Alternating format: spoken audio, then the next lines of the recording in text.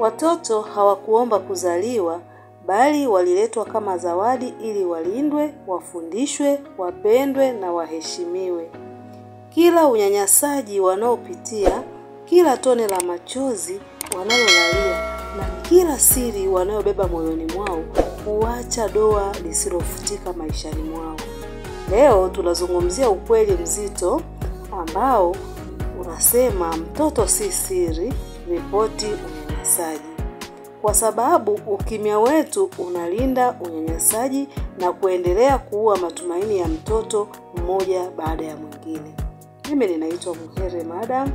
Kama bado haujasubscribe kwenye chaneli yetu ya Moyo wa Malezi, karibu ufanye hivyo sasa hivi, kwa sababu tunashirikiana kukuletea maarifa sahihi kabisa kwa ajili ya mtoto wako, kwa ajili ya familia yako na kwa ajili ya jamii nzima. Unaweza ukatutumia ujumbe au ukatupigia simu unapokuwa ukitaka ushauri kwa namba 0754579224. Karibu na tuanze. Hoja namba 1, mtoto ana haki kisheria na hakuna anayezidi sheria. Kila mtoto anapojeruhiwa kimwili, kingono au kisaikolojia, sheria inavunjwa.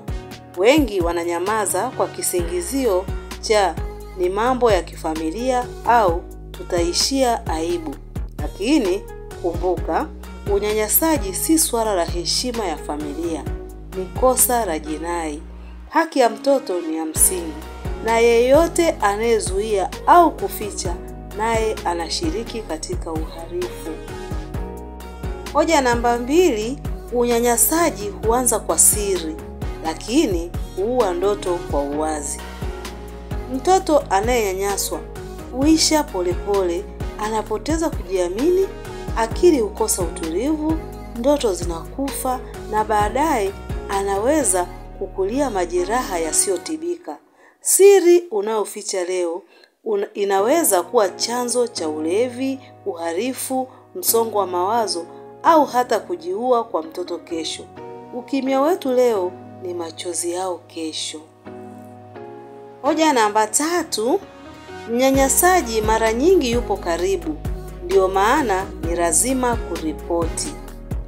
Wengi hufikiri mtesi ni mgeni, lakini mara nyingi ni mtu wa karibu ambaye ni ndugu, rafiki wa familia, jirani, mlezi, hata mzazi. Hii ndio sababu kumwamini mtoto ni hatua ya kwanza ya ulinzi. Watoto hawabuni maumivu ya aina hii. Ukisikia kilio usikae kimya, chukua hatua. Hoja namba 4, ripoti si usaliti, ni ujasiri wa kumwokoa mtoto. Watu hushindwa kuripoti kwa hofu ya kuvunja undugu, ndoa au taratibu za kimila. Lakini swali la kujiuliza, ni nani tunayeamua kumlinda? Mnyanyasaji au mtoto asiye na nguvu? Ripoti ni tendo la ujasiri, huruma na uadilifu. Ripoti ni upendo. Hoja namba 5, kukaa kimya kunamlea mhalifu na kuua kizazi kijacho. Mnyanyasaji asipodhibitiwa leo ataharibu watoto wengi zaidi kesho. Taifa, jamii na familia hupoteza kizazi chenye afya ya akili. Kulinda mtoto ni kulinda kesho yenye viongozi imara, wabunifu na wazazi bora wa baadaye. Ripoti ili kuvunja mzunguko wa majeraha ya vizazi. Hoja namba 6, sauti yako ni kinga ya mtoto. Toa taarifa mapema. Toa taarifa kwa vituo vya polisi, ustawi wa jamii, walimu, viongozi wa mtaa au taasisi au asasi za watoto. Hatua ndogo ya taarifa inaweza kuwa mwanzo wa kuokoa maisha na kutoa nafasi mpya ya tabasamu, matibabu ya kisaikolojia na matumaini. Mtoto si siri, mtoto si mzigo, mtoto si mali ya kuficha makosa. Mtoto ni pumzi ya Mungu, zawadi ya thamani na mustakabali wa kizazi. Kama watu wazima, jukumu ni moja: kulinda, kusimamia na kusema.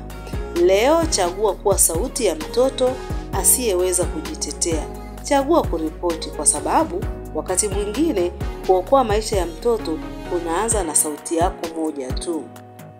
Subscribe kwa Moyo wa Malezi, tuelekeze, tuchangie na tushirikiane kulinda watoto. Kila mtoto anastahili amani. Bila shaka umejifunza kitu kipya siku ya leo, hivyo usiache kushare, usiache kulike, usiache kucomment na usiache kusubscribe kwenye chaneli yetu ya Moyo wa Malezi ili uwe wa kwanza kupata dondoo za video zetu mpya pindi tunapokuwa tukiupload video mpya. Share kwa wazazi wengine ili waweze kupata hiki kitu ambacho umekipata siku ya leo. Tukutane tena kwenye video nyingine inayofuata. Asante sana na Mungu mwema akubariki.